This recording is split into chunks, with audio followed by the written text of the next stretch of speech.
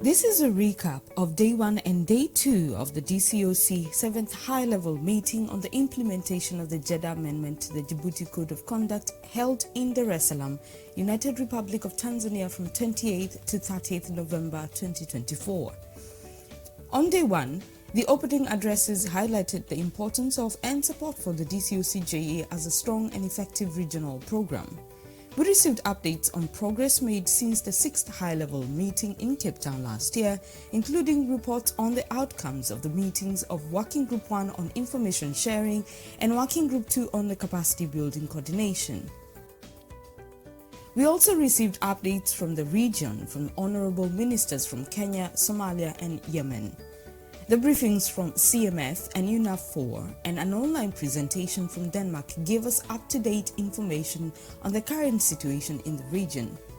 This also drew attention to some of the challenges, including the confliction of narratives, congestion of command and control, the need for an integrated approach, the need for a legal finish, and the need to get renewed political support.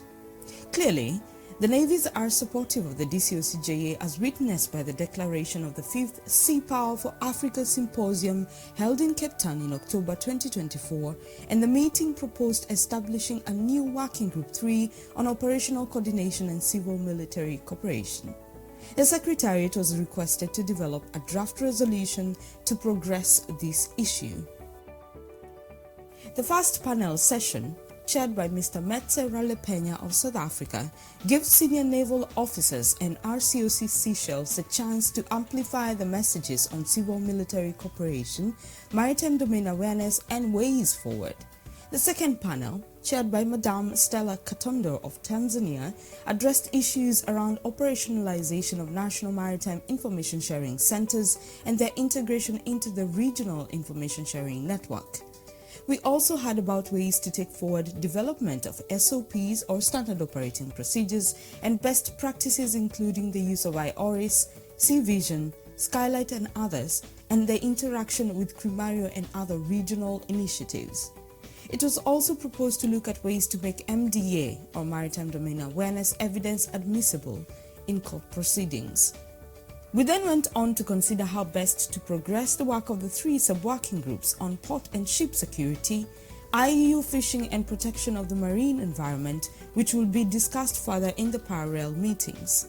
The meeting was then addressed by the Secretary General of the International Maritime Organization, who drew attention to the need for all parties to work in cooperation to develop meaningful action plans, to implement those action plans, and to be able to demonstrate concrete success in order to secure further funding in the future.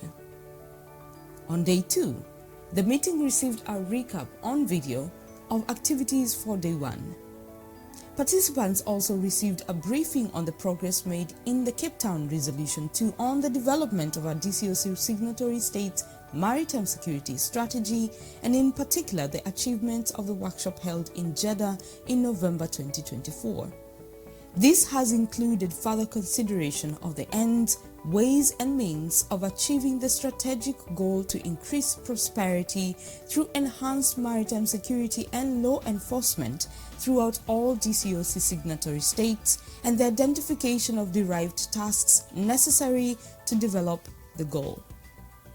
The further development of the framework will continue during 2025 as the basis for a comprehensive regional strategy and associated action plans.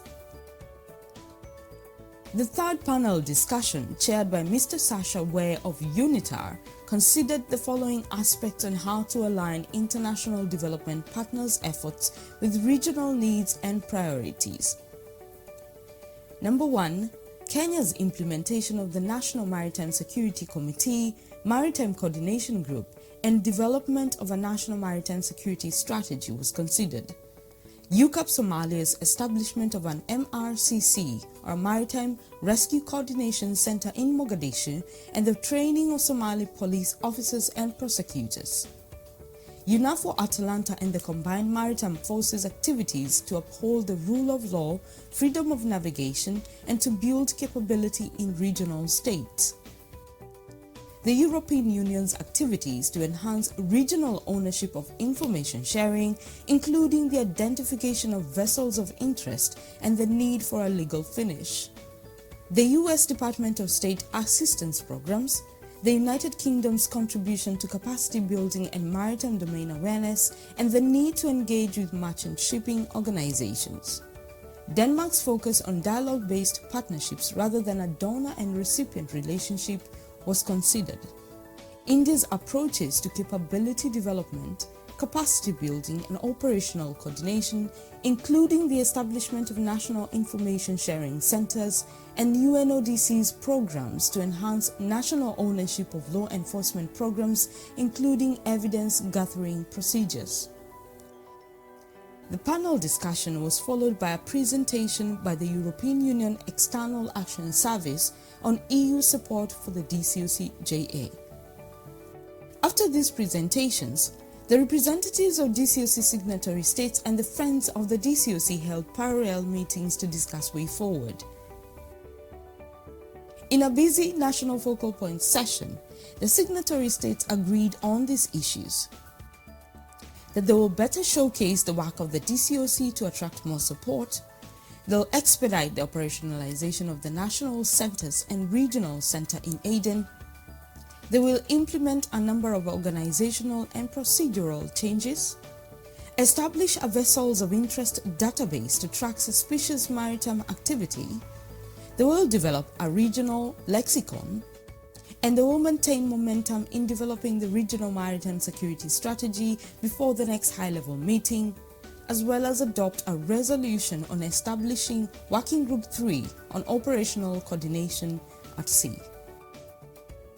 In its parallel meeting, the Friends of the DCoC made a number of recommendations on making the DCoC capacity building matrix a more effective tool for matching regional states' needs with development partners' assistance programs.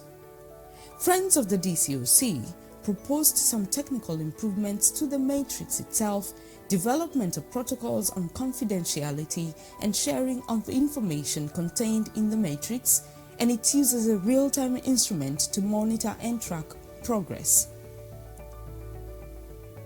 The Friends of the DCoC also considered how to enhance information sharing, capability development, capacity building, and operational coordination, as well as taking stock of ongoing activities, programs, and opportunities in the region.